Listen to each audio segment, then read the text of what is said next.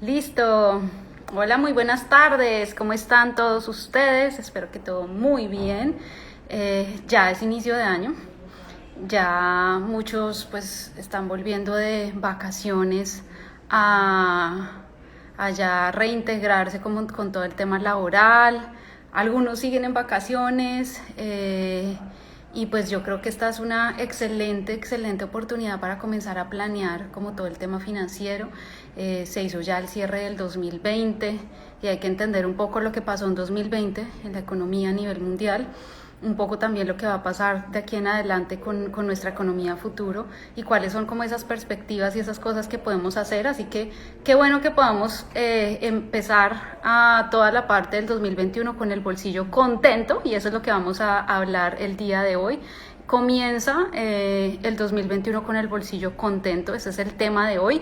Por favor, díganle a todas las personas que estén conectadas que pues es importante empezar el 2021 planeando muy bien sus finanzas, así que manden esto a muchos de sus amigos que ya estén conectados o no, para que vean este live, porque consideramos que es súper importante empezar 2021 con las pilas súper puestas, ya de pronto un poco descansados acerca de vacaciones. Hola Viviana, hola Mafe Mendoza, ¿cómo están? Qué bueno verlos por acá. Hoy vamos a dar unos tips geniales para todo el tema de finanzas personales. Stephanie, sí, muy cierto. Año nuevo y finanzas felices. Entonces, pues vamos a dar ahí unos pequeños minutitos como para comenzar pues ya con el tema. Y vamos a comenzar pues digamos como con todas las preguntas también que tengan. Estamos haciendo una super campaña bien interesante en donde vamos a entregarles ese archivo de finanzas personales que utilizamos aquí en Axia Finanzas con nuestros clientes, para que ustedes lo tengan de manera gratuita. Entonces pues estén muy pendientes de esa campaña que estamos haciendo porque va a ser genial, va a ser algo que les va a servir muchísimo a ustedes. Vamos a dejar claramente grabado esto. Hola Diana, ¿cómo estás? Qué bueno verte por acá, qué chévere. Vamos a dejar esto grabado, vamos a también, como siempre, dejar este contenido acá súper bien. Bueno, ya tenemos un quórum de 11 personas, así que pues arranquemos y ahí se van conectando el resto, ya va subiendo. Pues mil gracias por estar acá. Nosotros somos Axia Finanzas Personales, somos una firma que ayuda a las personas y familias a que logren sus sueños de vida y objetivos de vida por medio de una planeación financiera. Creo que es importante planear el 2021. 2021 es un año como de muchas expectativas. Se vienen muchos temas como la vacuna, qué será de nosotros en ese término, cómo está la economía de los diferentes países, eso cómo me impacta a mí y sobre todo cómo impacta a mis finanzas personales y de qué manera lo voy a llevar a cabo. Entonces lo primero que vamos a tener en cuenta para el 2021 es que ya por lo menos lo peor o lo más complicado en términos de mercados se dio por descontado. Ya se ejercieron muchas cosas a nivel económico en 2020, que va a traer algo como un poco más de progreso a nivel 2021. Lo primero que hay que pensar es que 2020 fue un año a nivel económico, hablándolo a nivel económico únicamente. Claramente pues a nivel emocional fue un año complicado, hemos tenido pues ya un pico en términos de la parte del COVID, y pues eso también dejó sus rezagos a nivel económico. Entonces hay que tener en cuenta que hicieron las diferentes economías y sobre todo pues la economía colombiana para poder tener presente cómo a nivel global se está comportando la economía, cómo a nivel Colombia se está comportando la economía, y luego vamos a ir por las finanzas personales. ¿Qué debemos hacer teniendo en cuenta como todos estos contextos que les acabamos de mencionar? Entonces, lo primero a nivel global que se hizo el año pasado, en resumidas cuentas, se hizo una inyección de capital. Muchas economías lo hicieron. Lo que fue la economía estadounidense hizo dos inyecciones bastante fuertes a nivel de inyectar más plata a la economía para que eso tuviera un efecto muy positivo sobre la economía estadounidense. Se hizo también una baja se bajó la tasa de interés y esa bajada en la tasa de interés hace que la economía pues vuelva y se reactive, debido a que los préstamos que se están dando al crédito hipotecario, a los diferentes créditos de consumo allá en Estados Unidos, hace que eso se incentive pues muchísimo el consumo, la compra de vivienda, las diferentes cosas en términos de compras, que hace que a su vez el PIB o el Producto Interno Bruto se incremente en Estados Unidos. Esa inyección de capital no va a ser la misma que acá en Colombia, es decir, si uno inyecta mucho billete en la economía y su moneda no es tan fuerte como la colombiana, va a tener un efecto contrario, porque el dólar es una moneda, una divisa que se puede intercambiar fácilmente y es una divisa que tiene mucha acogida. Entonces, si esta inyección de capital se hubiera realizado de esa manera tan fuerte en Colombia, estaríamos con una inflación altísima, cosa que haría que nuestros bienes se devaluaran con respecto a las diferentes monedas, ¿no? Entonces eso hay que tenerlo súper presente. Eso, la misma fórmula no va a ser aplicada 100% en Colombia, ¿listo? Entonces lo que se hizo en Estados Unidos el año pasado tiene mucha incidencia, porque a la final lo que pasa en Estados Unidos tiene una mejora a nivel mundial. Ahora, ¿qué pasó con China? China se mejoró muchísimo. China fue, digamos, como la economía que a nivel mundial tuvo una mejora bastante alta, que tuvo igual crecimiento en medio de todo lo que pasó. Entonces, inversiones en China pues fueron muy apetecidas en el mercado, y en términos generales eso, digamos, que fue lo que hemos visto. Alejandro, qué alegría tenerte por acá, qué chévere. Daris, hola, ¿cómo estás? Rubén, ¿cómo estás? Inversiones ¿cuándo hacemos un live? SAIGSK, Angie Puentes, Aida, bueno, mil gracias, bienvenidos a todos, qué alegría que estén por acá viendo cómo optimizar sus finanzas en 2021. Gerson, bienvenido, qué chévere. Entonces, volviendo de nuevo a todo el contexto económico global, la economía también europea hizo un poco más de lo mismo, inyección de capital. ¿Qué hizo la economía colombiana? Para hacer un resumen, digamos, a nivel general de lo que hicieron las diferentes economías, Colombia lo que hizo sobre todo fue bajar las tasas de interés. También se hizo una inyección de capital, pero no a las grandes dimensiones como se vio en Estados Unidos, que fue un tema ya súper, y de hecho en diciembre finales de nuevo hicieron una nueva inyección de capital, pero pues sí se hizo eso. Acá en Colombia, ¿qué más se hizo? Un subsidio, muchos subsidios. Parte de los subsidios que se hicieron también fue para fomentar todo el tema del sector de la construcción, y por eso se vieron todos estos análisis acerca de si comprar una vivienda no bis era una buena opción en estos momentos. Entonces se hizo todo un subsidio por parte del gobierno, que también pues ayuda a todo el tema del fomento a la construcción. Por otro lado, se realizó una baja en la tasa de interés. Vieron ustedes ya que sus tarjetas de crédito, por ejemplo, están al 26% en términos de cobro de intereses. Vieron ustedes ya que también se bajaron las tasas de interés para los créditos de consumo, porque la tasa de interés interbancaria, que es la que maneja el Banco de la República, baja, y a su vez los diferentes bancos se prestan con otros bancos, entonces se prestan una tasa más baja, lo que le da acceso a los diferentes clientes a poder bajar las tasas. Entonces, parte de los tips de finanzas personales que les recomiendo el día de hoy es: tip número 1, revisar si se puede hacer algún aprovechamiento dentro de los créditos que ustedes tienen, como una compra de cartera o algo, porque ahorita ya crédito hipotecario hemos visto las tasas más bajas al 7,4%, hemos visto las tasas de interés de compras de cartera al 10%, lo cual es bastante positivo. Antes, un crédito hipotecario, para que uno se haga una idea, estaba a ese valor. A su vez, los bancos, como prestan una tasa más baja, tienen que tener un margen, un spread, un margen de ganancia, que hace que lamentablemente los que quieren invertir o los que queremos invertir, me incluyo dentro de eso, a un CDT, pues un CDT o diferentes alternativas ya no le van a dar una tasa tan alta, ya no nos van a dar una tasa tan alta en términos de inversiones. Por eso hemos visto que los CDTs han bajado tanto, y ya uno dice, un CDT, pues como que grave. Yo ya solo le ganaré como la inflación y ya. Entonces ese es como otra de las cosas. Bueno, Alejandro por ahí me dice, gusto verte, este año resulta aún más importante tener un buen manejo financiero, así es, y bienvenido y muchísimas gracias por asistir. Las dudas que tengan, por favor, váyanme las preguntando. Entonces, eso es, digamos, en resumen lo que ha pasado, para no de pronto entrar en mucho detalle. Claramente hay un montón de perspectivas y expectativas para este año que va a pasar.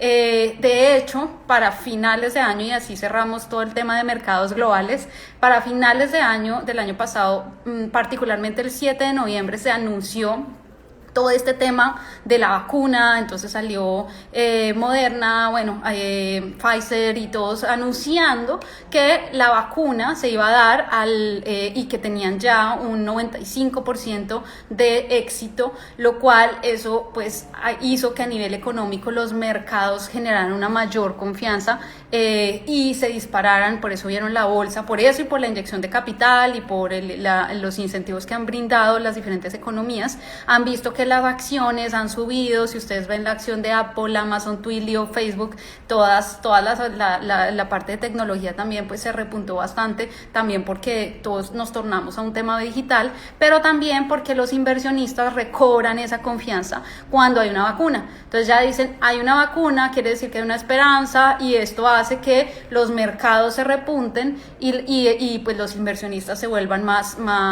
o sea, el riesgo y toda la parte de acciones se vuelva mucho más apetecida, y esto hace que se genere una mayor confianza en la economía a nivel global. Entonces vemos que también acá en Colombia pues teníamos una expectativa de desempleo mucho más alta, y también se ha podido regular. El sector de la construcción, según las cifras del DANE para inmuebles, se ve una positiva evolución. Estábamos en el 3,8 y subimos como al 4,5%. Eso quiere decir que la valorización de los inmuebles, pues digamos que lo esperado era, no, Dios mío, todo el mundo se va a quedar sin empleo, les va a tocar vender, van a vender más barato.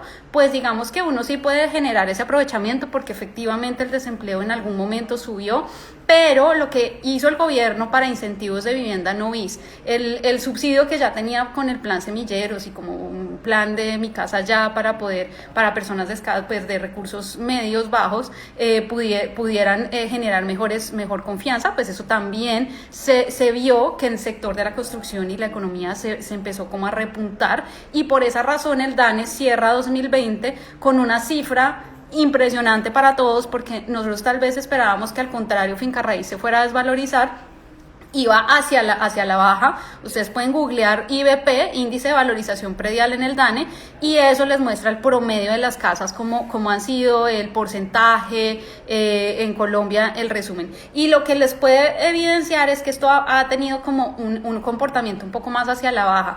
Y de manera sorprendente, 2020 está un poquitito más arriba. Entonces eso da cierta confianza también en temas de construcción, en el sector de la construcción, y eso pues también es como cierto aliciente o cierta noticia muy positiva o cierto alivio para aquellas personas que de pronto decían, Dios mío, ¿qué tal se me desvalorice? Y en materia de inversión, ¿yo qué voy a hacer? Pues se han unido como varias cosas en términos de inversiones. Entonces hoy vamos a hablar también ya hablamos como de todo el contexto económico, global, la economía colombiana, y ahora pues vamos a unirlo con toda la parte de finanzas personales. Pero es muy importante saber en dónde estamos, porque no es el momento de pronto de decir, ya no voy a invertir absolutamente nada, tengo miedo, ¿qué voy a hacer? Sino tal vez puede ser el momento en que si hay un capital parqueado en el banco, empezar a invertir, ¿sí? Es un buen momento para eso. Tener la plata en el banco no es una recomendación para nada que damos acá. Ahora, pues parqueada en el banco en una cuenta de ahorros, ¿no? Si está parqueada en el banco en un fondo de inversión colectiva, una fiducuenta o los diferentes como FIC superior de la vivienda y estas cosas, de pronto y le gana un margen, que eso es pues ya un poquito más alto. Sí es importante, y digamos que lo que fue 2020, ya vamos a entrar en materia de finanzas personales, lo que fue 2020 nos dejó a todos, yo creo que un gran mensaje, y es que no podemos tampoco quedarnos en ceros con ahorros. Es decir, no tengo nada ahorrado y todo lo metí en inversión y no hay nada de liquidez. Por ahí dicen que la liquidez es la niña fea con la que nadie quiere bailar, ¿no? Uno ve 10 millones de pesos en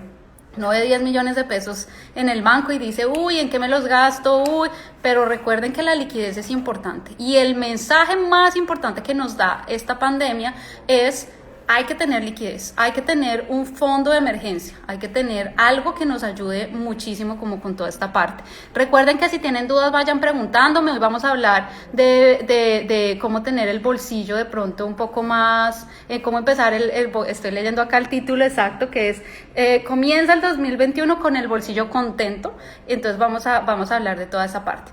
Bueno, entonces continuando, parte de las recomendaciones que vamos a dar es ya en materia de finanzas personales. Entonces, el primer tip es entrar a revisar o tener en cuenta toda la parte de fondo de emergencia, ¿sí? Es importante que si no lo hicieron, ya digamos como a 2020, que fue como ese año así crucial para nuestras finanzas personales, 2021 igual y lo hagan. ¿Cuál es la idea? ¿Cuál es el ideal? El ideal es entrar a decir cuáles son mis gastos básicos del mes. Con base en los gastos básicos del mes, decir, bueno, yo obligatoriamente tengo que pagar agua, luz, teléfono, internet, televisión, arriendo para los que vivimos en arriendo, todo este tipo de cosas. Hay que revisar ese aporte, ¿no? Luego de eso, bueno, los gastos como fijos, como seguros y cosas que se hagan.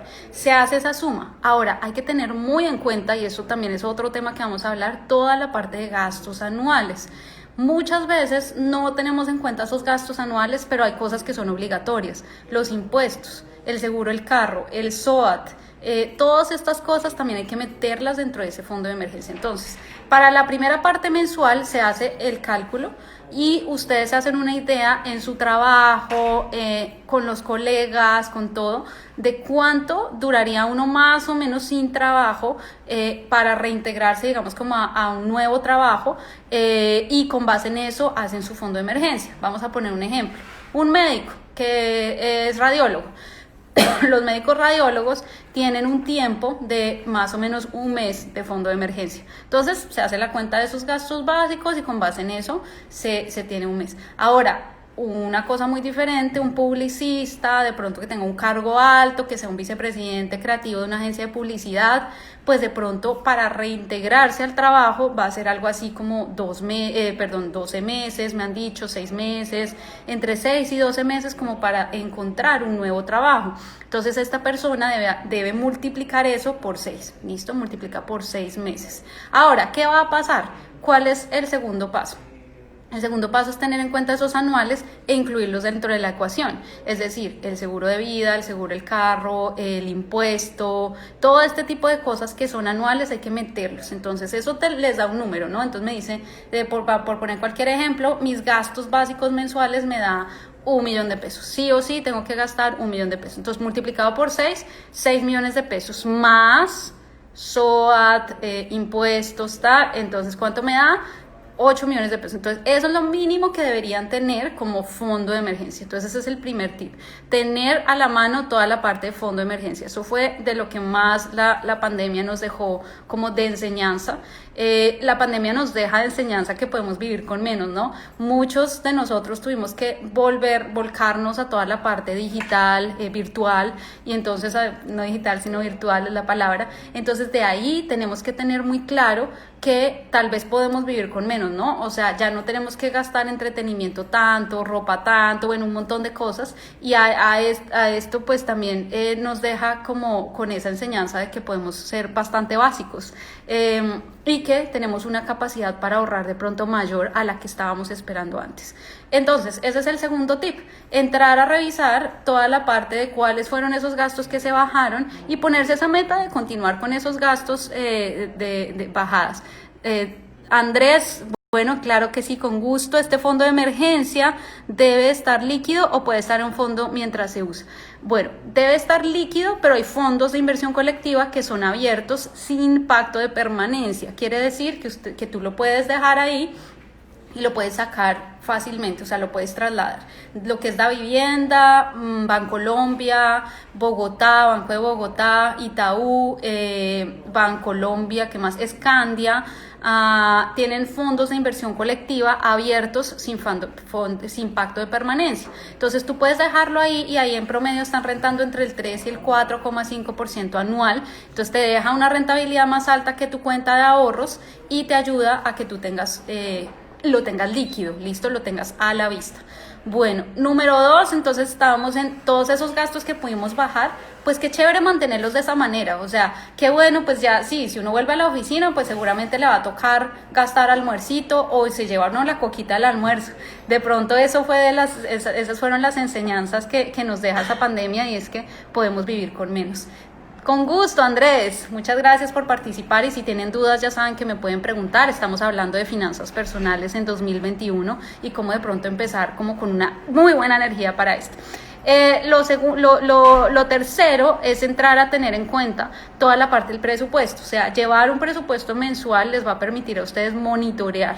¿Qué hicimos, por ejemplo, con mi esposo? Y me pongo como ejemplo porque yo soy la que, o sea, si yo voy a ser la profe de finanzas personales, yo tengo que poner en práctica todo lo que hablo, y realmente pues son cosas que nosotros de verdad en la vida real hacemos porque queremos ser ejemplo. Hasblady, hola, ¿cómo estás? Un gusto tenerte acá, qué alegría que estés acá con nosotros. ¿Nosotros qué hicimos? Miren, nosotros tenemos una cuenta de WhatsApp en donde tenemos o sea, un grupo, mi esposo y yo. Pues claramente podríamos hablar directamente ahí, como en nuestro chat, porque pues un grupo de dos es chistoso, pero el grupo se llama Cuentas de Hogar. Entonces en ese grupo que tenemos él y yo únicamente, vamos metiendo cada chicle que nos gastamos. O sea, se gastó y de una vez se mete el valor. Chicle en la tienda de la esquina, 200 pesos. Listo, perfecto. 1000 pesos, listo. Y ahí metemos cada cosa. Y tenemos yo soy más amiga del Excel, pero es la costumbre. Y mi esposo también lleva sus gastos hace 1000 años en Excel, pero las aplicaciones también son geniales y hay unas lo máximo. Entonces, ¿qué hacemos? Metemos eso en nuestro archivo de Excel, y sobre eso pues lo automatizamos para que nos grafique cuánto nos gastamos en cada categoría y todo este tipo de cosas. Y sobre eso lo que hicimos al cierre del 2020 fue entrar a analizar muy bien qué pasó. Ahora, obviamente la idea es que uno cada mes con su esposo, si es que tienen pareja o su pareja, o ustedes mismos con ustedes mismos, se hagan una cita financiera. O sea, una vez al mes, sagrado el 30 o el 31 o el 29, sagrado o el 28, sagrado se hagan esa cita financiera de cómo se comportó el mes. Nosotros mes a mes lo hicimos, pero al cierre de 2020 entramos a revisar todos esos gastos que habíamos puesto y nos dimos cuenta que efectivamente gastamos un poco más de lo que teníamos planeado. Nuestro gasto era un porcentaje y cuando vimos nos subimos un poquito más de la meta. Hola Os, muchas gracias por estar acá. Os Alzate es de los que se conecta todo el tiempo. Rafa, great job, thank you very much. Bueno, pues acá vamos a dar unos tips financieros que sirven para todo lado. Rafa está en Estados Unidos, así que a él también le sirve y pues lo va a llevar a su realidad. Bueno, ¿qué vamos a hacer entonces? Ustedes si tienen esos números sería genial. Si de aquí a 2021, digamos que acá en 2021 quieren comenzar con eso, la mejor opción es, bueno, si tienen pareja, pues hagan ese chat, ustedes es lo máximo. Gracias tío, mi adorada sobrina. Bueno, lo que hacemos es entrar a revisar uno a uno como cuáles son esos gastos, si ustedes tienen como una pareja, ya sea el chat, ya sea por medio de hay aplicaciones que se unen a dos personas y dos personas pueden ir metiendo la información, entonces esas son súper, bueno, hay que pagar un poco por ellas, pero son súper buenas, y uno va metiendo cada gasto, porque es que uno se hace la idea que uno gasta, vamos a poner un ejemplo muy simple, 4 millones al mes, pero cuando entra uno a ver el desglose, el detalle, esos gastos hormigas son impresionantes. Entonces parte de los tips que vamos a dar acá también es un poco eso, revisar esos gastos hormiga en los que uno se está gastando el capital y entrar a seguir teniendo como ese registro. Pero no solo basta con el registro, o sea, si uno tiene un registro pero de gastos y todo, pues genial, es maravilloso, es magnífico, pero si estoy llevando todos los gastos y todos los meses había planeado gastarme 4 millones de pesos y me gasto 10, 15, 20, pues algo estoy haciendo mal y no me estoy dando cuenta. Entonces, qué chévere, lo hiciste súper bien por un lado porque estás registrando cada gasto, pero lo estás haciendo perversamente mal por el otro porque no estás haciendo una ingeniería financiera o una inteligencia financiera de revisar qué fue lo que pasó, ¿sí? Entonces ya uno dice, ok, mi meta era, por poner cualquier ejemplo, 4 millones de pesos, yo de verdad tengo que entrar a revisar qué hice mal para el otro mes bajarle al gasto, ¿listo? Entonces por eso es tan importante esa cita con ustedes mismos al final de cada mes o con su pareja al final de cada mes. Y eso es una sentada obligatoria, o sea, es como, bueno, ¿qué día vamos a sacar? Casi siempre con mi esposo lo sacamos al domingo. Oye, ¿le bajamos a esto? ¿No le bajamos a esto? ¿Cómo está funcionando? ¿Listo? Bueno, eso por ese lado. Hay una cosa bien importante en finanzas personales que casi nadie tiene tan en cuenta a la hora de llevar el presupuesto. Todo el mundo lleva el presupuesto mensual, ¿cierto? Y todos estamos como llevados para que, no, que el mes a mes, pero unos gastos que nos vuelven la vida de cuadritos si nosotros no los vamos a planear. Y esos son el tip número, digamos, como 0.0, que es el más importante de todos, y es que eso va a hacer que ustedes se endeuden si ustedes no van a tener en cuenta sus gastos.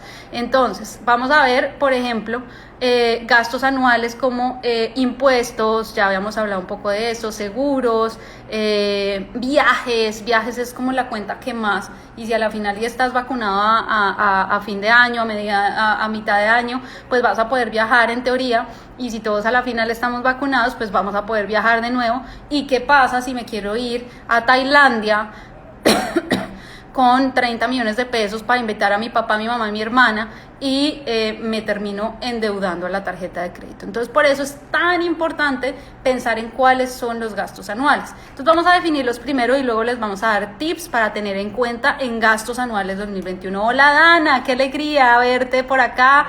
Pampos, hola, de Pampos Smokehouse, ¿qué más? Bienvenidos a todos, muchas gracias por estar acá planeando sus finanzas del 2021. Entonces, para esos gastos anuales, ¿qué son los gastos anuales? Son todo lo que uno hace una o por mucho 4 veces en el año, ¿sí? Entonces, puede ser viajes. Yo viajes sí o sí, yo no lo hago mensual, yo lo hago más anual, ¿listo? Entonces, viajes son, o sea, si uno viaja todos los meses, pues hay que meter la cuenta de gastos en el mes. Pero si uno es de los que viaja 3 veces en el año, de pronto una en Cartagena, o si nos ven de manera internacional, en una ciudad ya más cercana que me sale más barato, pero luego de pronto y hacemos un gasto internacional y me quiero ir para París y conocer la Torre Eiffel, entonces son 2, 3 viajes, entonces sobre eso se hace la suma de más o menos uno cuánto gasta de viajes en el año. ¿Por qué es tan importante? Porque nuevamente se llega al mes del viaje, yo le hago el tarjetazo, me endeudo a 36 meses y luego lo que va a pasar es que al otro año vuelvo y hago lo mismo y otra vez y me endeudé a 36 meses en la tarjeta de crédito, y de ahí sobre todo pues digamos que vamos a tener ese inconveniente. Por ahí me dice Ayure Rafael, viajar a Denver, sí hay que viajar a Denver pronto, necesito estar vacunada, pero sí, así es. Si tienen dudas, por favor pregúntenme, con muchísimo gusto les ayudo. Entonces, parte de lo que vamos a hacer es en esos gastos anuales es eso, la suma de viajes, compras de diciembre, ya que tienen cerca Navidad, más o menos cuánto se gastaron en Navidad. Uno se engaña, o sea, uno dice, no, este año no va a gastar nada, y cuando se da cuenta, termina comprándole que mi papá se lo merece, este año fue difícil, ¿cómo no se lo voy a dar el regalo? Entonces, no nos digamos mentiras y pongamos más o menos cuánto uno se pudo haber gastado en diciembre en la cena de Navidad, que en el viaje, que en compartir en familia, el regalo para la mamá que todos hicieron la vaca, todo ese tipo de cosas hay que meterlas dentro de los gastos anuales. Son cosas que pasan una vez al año. Compras de regalos a personas especiales. Yo tengo a mi papá, a mi mamá, a mi hermana y a mi esposo. Esos son mis 4 personas especiales. Entonces, ¿yo qué hago? Yo a esas 4 personas especiales les tengo el fondo. Se les tiene el fondo. Porque yo sé que me voy a gastar por ahí 500,000 en mi hermana. A mí me gusta regalarle algo bien chévere y bien bonito. Entonces yo siempre tengo ese fondo para ellos también. Ellos me suman 2 millones de pesos. Pues yo meto ahí. O sea, en el Excel sumo. Viajes, vamos a poner cualquier ejemplo, 10 millones de pesos. Compras de diciembre, 2 millones de pesos. Regalitos a personas especiales, 2 millones de pesos. Impuesto del vehículo, 1.500.000.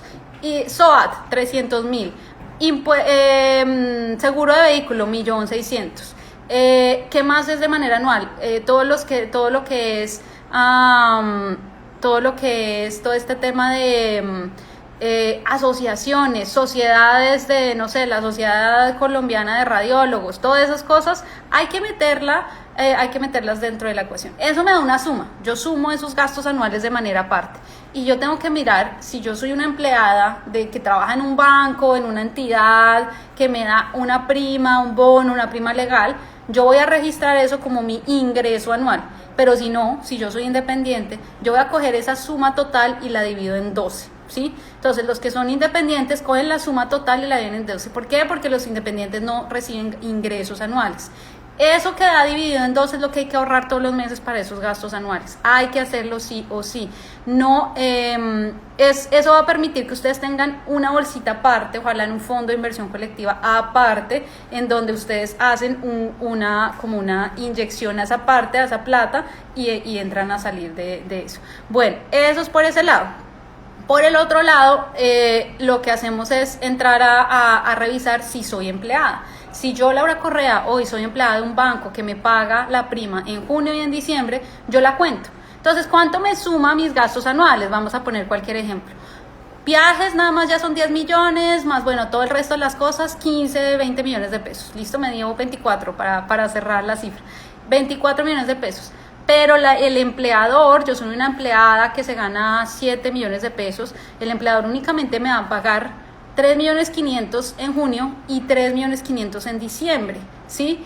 Voy a tener unos ingresos de 7, pero por el otro lado unos gastos de 24 millones de pesos. ¿Qué tengo que hacer? Coger los 24 millones en total menos los 7 millones de pesos, eso me da 17 millones de pesos, y esos 17 millones de pesos los divido en 12.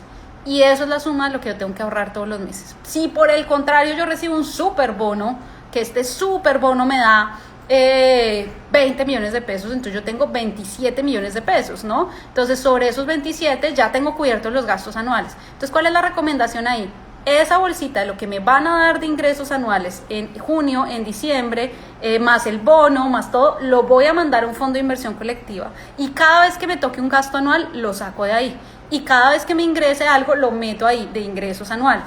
Eso va a hacer que ustedes eviten endeudarse este año, ¿listo?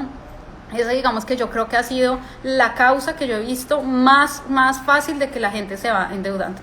Vamos a hablar un poco acerca de lo que son las deudas y las inversiones. Entonces, en términos de deudas, es importante aprovechar en estos momentos las diferentes tasas de interés, negociar compras de cartera que les sirvan a ustedes para optimizar el flujo de caja. Pero eso se debe hacer de manera inteligente. Uno no puede vivir comprando cartera por comprar cartera. Uno tiene que tener muy claro que cuando uno compra una cartera, vamos a poner un ejemplo, yo tengo en estos momentos 3 tarjetas de crédito, eso es un ejemplo, digamos que yo las tarjetas que tengo todo lo manejo en cero y uso las tarjetas a mi favor y no al contrario, entonces este es un ejemplo. Digamos que yo tengo mis tarjetas de crédito por 40 millones de pesos, las tengo todas super full a 40 millones de pesos.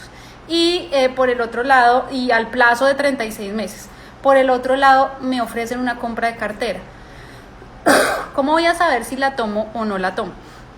Primero que todo, tengo que tener muy claro que el plazo debe ser el mismo, ¿sí? Si yo quiero optimizar mi flujo de caja, pues bueno, extiendo el plazo, pero ese es otro tema.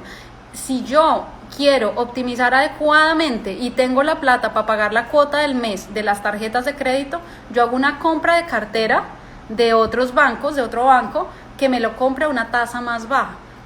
Y entonces el banco entra y compra la cartera, coge y se coge esa deuda de esas 4 tarjetas de crédito que yo tengo en 40 millones de pesos, o 3 tarjetas que yo tengo en 40 millones de pesos, y me quedo yo con una sola deuda. Unifico las deudas, pero lo más importante es bajar la tasa de interés. El interés al que me preste el banco va a ser súper importante.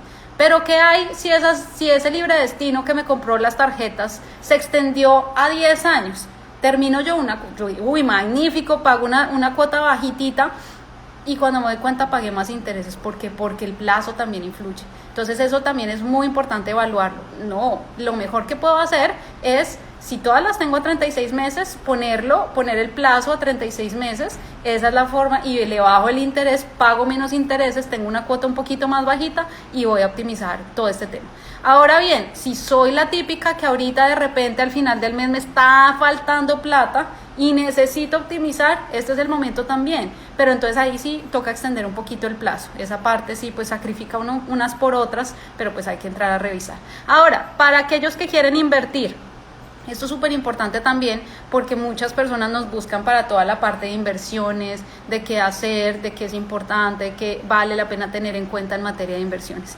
Los grandes inversionistas siempre tienen el portafolio de inversiones diversificado. Entonces, ahorita en estos momentos es importante tener en cuenta cómo están ustedes en materia de inversiones, qué tipo de inversionistas son.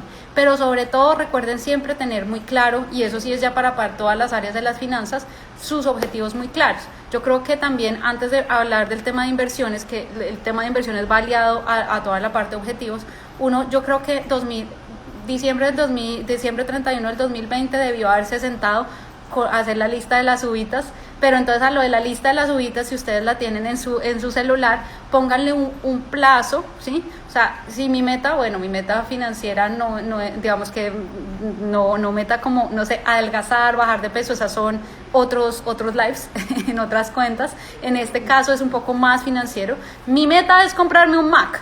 Mi meta es comprar casa, cambiar de carro, viajar, salir de las deudas. Si ustedes tienen esas metas, anótenlas. Meta número 1, viajar. ¿Cuánto vale ese viaje? 10 millones de pesos. Listo. Meta, ¿en cuánto tiempo lo vas a hacer? No, lo voy a hacer de aquí a 15 meses. Listo. Entonces, divides eso sobre las metas. Hola Natalia, bienvenida. Natalia es una dura, así que ya estoy intimidada con su presencia acá. No, mentiras. Bienvenida, muchas gracias por estar acá. Bueno, parte de lo que entramos a mirar con el tema de metas es toda la parte de bueno, yo qué voy a hacer de aquí en adelante. Entonces, de ahí, si mi meta es salir de las deudas, listo, montar una estrategia de salida de deudas. Tip importante acá para que tomen nota. Snowball stacking, lo googlean, o método de bola de nieve para salir de las deudas, y ahí salen un montón de videos. Debt stacking, esa es otra. A mí me gusta más snowball, es ir de la deuda más pequeña a la deuda más grande. Listo. Meta número 2, salir de las deudas con snowball stacking o método de salida de deuda. Me voy de la deuda más pequeña a la deuda más grande y voy saliendo de esas deudas. Meta número 4, invertir. Entonces, invertir, pero ¿yo qué quiero? Si yo quiero comprar casa, entonces pensiones voluntarias puede ser un excelente vehículo financiero. Si yo lo que quiero es cambiar de carro, tal vez un fondo de inversión colectiva de aquí a 6 meses, si es que yo quiero cambiar de carro de aquí a 6 meses, puede ser una buena decisión de inversión. Eso es lo primero. Pensar en inversión hace parte de pensar en todo el tema de las metas que tengo. Si mis metas y mi instrumento financiero va a ir aliado a toda esa parte de inversiones, ¿listo? Entonces eso es lo más importante. Ahora, tip número 2, los grandes inversionistas no meten todos los huevitos en la misma canasta. Ese es el sabio consejo, y digamos que esa es la premisa más importante, diversificar. Entonces, para diversificar, lo primero hay que entender uno qué es lo que tiene, ¿sí? ¿Cómo entendemos qué es lo que tenemos? Entramos a revisar uno a uno nuestros activos, y nuestros activos, ¿qué son? Lo que tenemos, ¿sí? Resumen de todo esto: el activo es lo que se tiene, el pasivo es lo que se debe. El activo líquido, lo que son los fondos de inversión colectiva, lo que son las cuentas de ahorro, empieza uno a clasificar, bueno, ¿yo qué tengo? Entonces empieza uno a clasificar, tengo una cuenta de ahorro. ¿En qué banco? En Bancolombia. Listo, vamos a poner ejemplo, Bancolombia no me paga ningún crédito acá, vamos a poner otro banco, Banco XYZ, porque no me están pagando nada, mentiras. Banco XYZ, listo. ¿Cuánto tengo? 100 millones de pesos, listo, 100 millones de pesos. ¿Cuánto me está rentando eso? Hay que empezar a hacer esa gestión patrimonial para ustedes. O sea, para que uno pueda tomar decisiones de inversión, uno tiene que sabiamente hacer una gestión patrimonial. Y tengo un patrimonio, ¿qué tanto me está rentando y yo qué decisiones de inversión voy a tomar? Entonces, me está rentando la cuenta de ahorros y me doy cuenta al 0,1% efectivo anual. Dios mío, este banco XYZ, ¿cómo está de grave en términos de su cuenta de ahorro? Yo entonces tengo que ya empezar a gestionar mi patrimonio para ver qué. Listo. Activos productivos, entonces tengo fondos de inversión colectiva, pensiones voluntarias, tengo un apartamento en arriendo, ¿qué es lo que tengo? Y sobre eso hago esa lista de qué es lo que tengo, cuánto cuesta, qué característica tiene, está en Colombia, está afuera, en qué región está diversificado. Y una vez yo anoto todas las características de mi inversión, buenísimo si uno hace una tabla dinámica con unos país de como la gráfica de dónde está diversificado, en qué porcentaje, finca raíz hacia qué porcentaje, eso es divino. Y sobre eso pues les arroja a ustedes el resultado. Ahora, si ustedes quieren una asesoría nuestra, con muchísimo gusto les hacemos esos PIs. Para mí son magníficos. De hecho, Natalia, la que está ahí, fue quien me enseñó a usar la tabla dinámica para llegar a ese resultado, que es genial. A mí me ha servido un montón para mis clientes, para mi vida, entrar a segmentar esto y empezar a ver cada gráfica de cómo va saliendo los activos. ¿Qué dicen los grandes inversionistas? Ahora sí que creo que los he mencionado un montón y no he dicho qué es lo que dicen. Los grandes inversionistas dicen, el 50% mándenlo a finca raíz. ¿Listo? Finca raíz, recuerden diversificar. Si ustedes tienen finca raíz solamente en Colombia, no se queden solo con eso. Acuérdense que yo creo que el vecino país Venezuela nos ha enseñado, y lo mismo Argentina, nos ha enseñado un tema muy importante, y es diversificar monedas. Importante. No estamos lejos de que nos pase una inflación alta, no estamos lejos de que pronto nuestro dinero ya pierda un valor en el tiempo súper fuerte. Entonces, finca raíz en Colombia y afuera, ojalá, sería magnífico. Listo, 50% finca raíz. Ahora, ¿qué otro porcentaje dice? 25% ojalá a algo que ustedes manejen súper bien. De hecho, creo que es el 20%, algo que ustedes manejen súper bien. Entonces, yo soy la dura de las acciones, pues hagámosle a las acciones. Me gusta mucho, o sea, renta variable, hay que también buscar tener un porcentaje, y renta fija, hay que buscar también tener un porcentaje. Ojalá el 10% en renta fija, de pronto si somos un portafolio más conservador, de pronto un 20% renta fija, un CDT, un bono, todo este tipo de cosas que sea no nada volátiles, pero que les den a ustedes un porcentaje de rentabilidad. Eso es súper importante. Y el 25% para lo que les rente bien, un 10%, entonces ya vamos un 85%. Ahí también habla de un tema muy importante. Minatis, qué linda tú también. Ahí hablamos de un tema muy importante, y es toda la parte de también entrar a pensar en renta variable. Y renta variable son acciones, renta variable son todo el tema de los fondos, de mutuos de inversión, las pensiones voluntarias, todo eso es renta variable. La renta variable es lo que no nos garantiza una rentabilidad, sino que al contrario, pues digamos que se observa una volatilidad, y nadie me puede decir cuánto va a rentar, pero pues bueno, tienen unas métricas, unas expectativas, que la economía va a subir, va a bajar, el dólar va a subir, y sobre eso pues se toman decisiones en términos de renta variable. Entonces, toda la parte de renta variable, un porcentaje también es importante. Ahora, 5% o 10%, para eso ultra volátil, y que no es que conozcas mucho, pero que le esperas una rentabilidad. Y pues ahí vamos a hablar de toda la parte de Bitcoin, ¿no? Bitcoin puede ser una alternativa, pero un 5% de tu patrimonio, no el 100%, ¿sí? Eso tiene, digamos que tanto de largo como de ancho. O sea, podemos hacer una sesión solo de Bitcoin, porque esto es todo un tema. O sea, están los que están a súper favor pues del Bitcoin, otros que están en contra. Esto a la final es una criptomoneda, y entonces a la final pues no está regulada, no está supervisada. Entonces, si uno va a invertir, coger a vender la casa de 2.000 millones de pesos para invertir en Bitcoin, pues digamos que no es tan sano, ¿no? Recordar pues que no está supervisada, no está regulada, pero es una alternativa que, si ustedes quieren ver cómo les va, pues es interesante. Utilizan la tecnología blockchain, en donde lo que blockchain describe es que se puede hacer un medio de intercambio sin usar un intermediario. O sea, si yo le voy a consignar plata a Lady, que por ahí está, hola Lady, qué alegría verte por acá, si yo le transfiero, entonces ahí mi intermediario, que es un banco, el banco XYZ, me va a coger, digamos, como un porcentaje, y sobre eso me va a cobrar, ¿no?, un fee. Entonces, si yo me puedo evitar eso, va a ser genial. Una vez pues un japonés, que no sabemos si es un japonés o un grupo de japoneses, hace ya varios años sacó un paper hablando de lo que es el Bitcoin. A la fecha no sabemos quién es, pero él habla como de que ojalá esto a futuro pues no pase, que necesitemos intermediarios, porque ahí nos ahorramos una plática. Ese es, digamos, como el resumen para los que de pronto no entienden un poco acerca del concepto de Bitcoin. Unos le llaman la moneda del futuro, otros al contrario le dicen que es un fiasco y que se va a quebrar y que todo va a ir al piso. Digamos que cada quien toma su argumento. Importante en inversiones, pensar en una moneda fuerte. Yo creo que el 95% de los clientes que tenemos tiene la plata toda en Colombia. Eso es un graso error.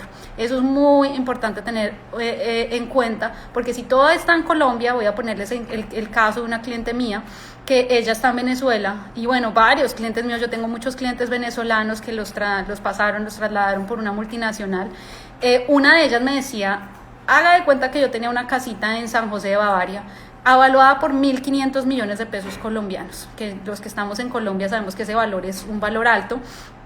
Y sobre eso, pues ese valor alto, pues entramos a revisar.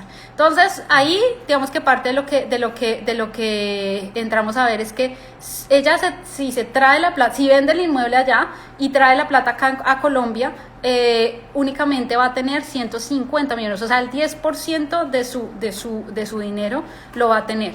Es decir, que la inflación hizo lo suyo y el inmueble se desvalorizó.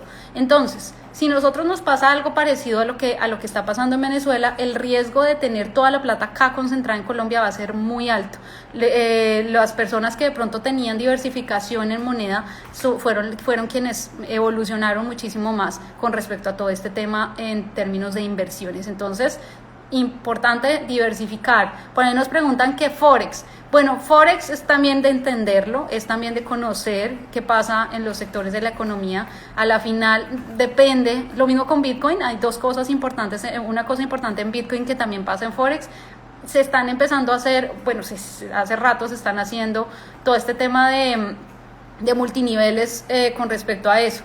No es que ni esté bien ni esté mal, sino que ustedes tienen que evaluar muy bien si eso es como lo que lo quieren tener como una fuente de ingresos, y segundo, tienen que entrar a analizar muy bien cómo se comporta cada moneda, porque pues a la final es un intercambio de monedas, Forex es eso, y es tener un conocimiento de qué va a pasar aproximadamente con el dólar, para si yo le invierto y le gano un capital. Hace parte de renta variable, Natalia, para responder tu pregunta, y pues sería recomendable también, así como Bitcoin, un 5% únicamente de la inversión, no que uno coja todo su capital y lo meta en Forex sin tener conocimiento. Ahora, si son los expertos en Forex, ya van 4 años ahí como con el tema de Forex, pues buenísimo, de pronto eso puede ser una buena alternativa. Bueno, volviendo a nuestro tema, invertir una moneda fuerte. Toda la parte de finca raíz es importante, o sea, no hay que dejarla de lado, entrar a pensar en opciones de inversión en finca raíz. Ahorita el gobierno colombiano sigue dando subsidios, sigue siendo interesante, entonces pues pueden entrar a revisar esa parte. Toda la parte de entrar a pensar en alternativas de inversión que también sean de renta variable, pero que les dé una baja volatilidad o una media volatilidad, eso también puede llegar a ser interesante. Entren a diversificar el portafolio de una manera importante en materia de inversiones, no dejen todo con la misma moneda. ¿Qué otra moneda recomiendas invertir aparte de Bitcoin? No, pues yo no es que recomiende una u otra, yo no soy la experta de hecho en moneda, en Bitcoin, y pues hay un montón, realmente hay un montón. Sí les puedo recomendar, pues hay muchas cuentas, por ejemplo, @mispropiasfinanzas habla un montón de este tema de Bitcoin. Puedes de pronto meterte ahí, que ahí dan mucha información súper interesante. Alejandro, bueno, ¿cuál sería un porcentaje de activos adecuado para manejarlo en moneda extranjera? Pero eso sí, ya no son los libros de finanzas, yo diría que ojalá al 50%, previendo como todo este riesgo, ¿no? De si el día de mañana algo pasa, ojalá nunca pase, la verdad es que yo le apuesto a que no pase. Solo que si pasa, pues buenísimo, que yo tenía una plática de ahorrado. Yo ni para nada quisiera que Colombia se volviera un Venezuela, al contrario, yo quisiera que siguiéramos creciendo y que todo saliera muy bien. 50, 40, entre el 30 y el 50%, mi humilde opinión, sería una excelente alternativa. Alejo, hola, ¿por qué se recomienda comprar dólares teniendo en cuenta la TRM en la que estamos? No, yo no estoy recomendando, yo estoy recomendando invertir en una moneda fuerte, que ojalá pues sea el dólar o el euro, pero digamos que comprar dólares ahora o todo esto, digamos que no soy la experta en el tema. Sí tengo muchos colegas que son súper expertos y de pronto pues me puedes contactar y te pueden ayudar en entender un poco toda esa parte. Pero lo que yo quiero decir es que lo mejor que uno puede hacer es también invertir en una moneda fuerte. Ahora bien, en cuanto a la parte de Carlos, un porcentaje de rentabilidad moderado para este 2021 puede estar alrededor de ¿qué valor? Moderado. Ok, o sea que si uno diversifica su porcentaje, Bueno, lo que pasa es que, por ejemplo, moderado puede ser finca raíz, o sea, un moderado puede ser como yo creo que un 70%, un 60, un 70% en moderado puede ser interesante, que te da una rentabilidad media y eso también puede llamar la atención. Alejandro, con muchísimo gusto. Vane, qué gusto tenerte acá. Vamos a dejar esto aquí grabado para todos ustedes. Bueno, y ya digamos que para cerrar, parte de lo que estuvimos hablando fue la economía, cómo se está comportando, qué pasó el año pasado para ponernos un poco en contexto, qué está pasando a 2021, cuáles son las recomendaciones o tips en finanzas personales y hacer como un recuerdo, un recorderis, perdón, de toda la parte de presupuestos, deudas y ahora estamos hablando de toda la parte de inversiones. Natalia, yo creo que es importante hablar del plazo de esas inversiones. De eso depende si uno compra Bitcoin, lo hace en Forex o compra dólares ahorita. Sí, claro. O sea, el plazo, hay como varias cosas que uno debe tener en cuenta en inversiones. La primera, ¿qué quiero hacer? ¿No? Esa es la primera y la básica. La segunda, ¿qué horizonte de tiempo? O sea, ¿a qué plazo va a mandar mi inversión? La tercera, hay que pensar qué perfil de riesgo tengo, yo qué perfil de inversionista soy, alto, medio, bajo o conservador, moderado y agresivo, yo estoy dispuesto a tolerar altos riesgos, pero también yo puedo ser un inversionista conservador, pero si voy a invertir a largo plazo, puedo tener la relación de riesgo, puedo tolerar mayores riesgos. Todos estamos en estos momentos en pensiones obligatorias y los que estamos al más largo plazo, la ley nos cambió a alto riesgo. ¿Por qué? A pesar de que yo sea una inversionista súper conservadora, a mí me pusieron a un largo plazo. Entonces, cuando el plazo de pronto es corto de mi inversión y yo quiero de pronto no tolerar tantos riesgos, ahí está asociado a que yo de pronto quiera algo un poco más, digamos que no sea tan volátil. Pero cuando el plazo es un poco más largo, entonces mi horizonte de tiempo es 5 años, yo tengo una expectativa, una rentabilidad un poco más moderada, me puedo ir a un portafolio moderado y a una rentabilidad un poco más de ese estilo. Y luego ya cuando voy a largo plazo, Vane, hola, dice que se le pasó la hora, ok, y se ríe por ahí Rick Andrés. Cuando el plazo es más largo, entonces yo puedo estar dispuesto a tolerar mayores volatilidades. Y recuerden también en términos de tips de inversiones, toda la parte de a mayor riesgo, mayor rentabilidad. Eso pasa mucho. Hay muchas cosas que de pronto tienen un bajo riesgo y una alta rentabilidad. Sí, claro, las hay. Pero digamos que lo que pasa normalmente es que tal vez a mayor riesgo, mayor rentabilidad. Entonces ahí también está metido el plazo. Si yo tengo un mayor riesgo, tengo una mayor rentabilidad, tengo un plazo más alto, ahí puedo hacer como un componente de portafolios que les defina a ustedes si lo que tengo que hacer es invertir en Bitcoin, en dólares o en qué, ¿listo? Entonces espero haber solucionado ahí todo el tema del complemento a lo que me dices, Natis. Listo. Jenny, Laura, ¿y los fondos de inversión que prometen a los 14 meses una rentabilidad del 300%? A ver, pues entren a revisar qué es lo que les están ofreciendo, o sea, a dónde va. Yo tengo muchas personas que me dicen, es que tengo un amigo de un amigo del amigo del amigo que firmó un contrato que me dio un porcentaje de una empresa y yo estoy recibiendo un montón de ganancia. Entonces, primero entrar a pensar un poco acerca de la estructura. Por ahí dice que qué tipo de fondos son. Sí, es muy raro. Nosotros hace poquito tuvimos una persona que nos dijo que en Estados Unidos, en Nueva York, estaban dando una rentabilidad del 5% mensual. Y eso ya suena como muy utópico. Hay que entender a dónde va, qué es lo que están haciendo, qué es lo que hace que genere esa rentabilidad. O sea, y el 300% sí es una rentabilidad altísima, ¿no? Entonces tal vez a mayor riesgo, mayor rentabilidad. Entonces recuerda que el riesgo puede ser perder el capital, ¿no? Entonces eso es súper importante. Importantísimo en inversiones también, ya que estamos aquí pues varios conectados. Yo me pensaba demorar menos, pero estoy muy contenta de tenerlos a todos acá, entonces qué chévere que estén aquí participando. Hay algo muy importante que hay que pensar en materia de inversiones, es que también podemos perder y hay que tener claro eso, porque no hay nada que nos garantice 100% que la rentabilidad va a ser excelente, que va a ser el plazo más bajo y que vas a tener un mayor retorno y que se va a triplicar esa plata. Eso es lo que uno quisiera oír y sería lo máximo. Pero también uno tiene que tener en cuenta en psicología de inversiones que uno puede, digamos que las inversiones pueden salir mal. Y esto no está mal, o sea, si el día de mañana salió mal una inversión, pues yo arriesgué un porcentaje únicamente de mi portafolio y el resto lo tenía diversificado en este porcentaje de inversión de lo que hacen los grandes inversionistas. Entonces, si perdí, pues por el otro lado gané y tenía todo diversificado, pues ya hay que seguir adelante y si de pronto lamentablemente si por ahí Jenny dice que si puede escribir por interno, listo, claro, exacto. Entonces, si a la final perdí, pues es tener claro que uno a veces también puede perder, o sea, ni siquiera finca raíz. Miren en 2008 lo que pasó en Estados Unidos, o sea, uno dice finca raíz es lo mejor y uno siempre tiene eso metido en su cabeza, pero no, hay que primero diversificar, no solo pensar en finca raíz, también pensar en renta variable y otras alternativas, renta fija, renta variable, un porcentaje de algo en lo que uno sea un experto, y sobre eso sí ya está entender un poco. ¿Listo? Bueno, pues mil gracias por estar acá. Espero tengan un excelente 2021. Espero que les vaya muy bien. Nosotros pues con muchísimo gusto, en caso de que necesiten ayuda de nuestra parte, los podemos asesorar. Somos expertos en toda la parte de finanzas personales, los ayudamos a optimizar su presupuesto, planeación financiera. Vamos a subir los precios de las asesorías el 18 de enero, así que antes de eso, si ustedes quieren aplicar a los descuentos que tenemos actualmente, con muchísimo gusto nos pueden escribir por interno y con mucho gusto. También si tienen dudas, por favor nos escriben y bueno, pues vamos hablando. Muchas gracias a todos, gracias Pax Semper, gracias Ruz, gracias Soler, HDBA Soler. Bueno, con muchísimo gusto, estamos atentos a todo lo que necesiten.